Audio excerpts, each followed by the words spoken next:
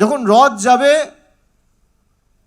তখন হাতে করে কেউ একটু সন্দেশ, কেউ একটু মিষ্টি নিয়ে থাকবে, আর বলবেন আমাদের টাকা তো আটকে রেখেছেন গত 5 বছর ধরে,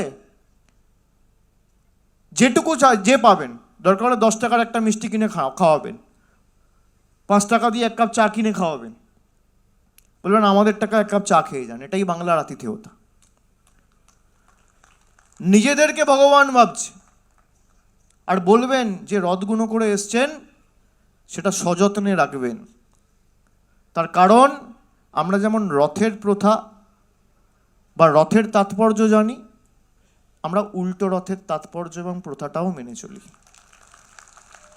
উল্টো রথে করে আবার কাউকে গুজরাটে, আর কাউকে মধ্যপ্রদেশে, আর কাউকে দিল্লিতে, আর কাউকে রাজস্থানে ফিরে যেতে হবে। বিরোধী দলে থেকে রথে চড়ছে, তাহলে যদি ক্ষমতায় থাকতো এরা কিসে চড়তো? কিসে চড়তো? তখন তো 4 তলা রথ তৈরি হতো। 70টা এমএলএ পেয়ে রথ, তাহলে এরা যদি 200 পার করতো কি হতো? বা আরো 70টা আসন বেশি পেত কি হতো?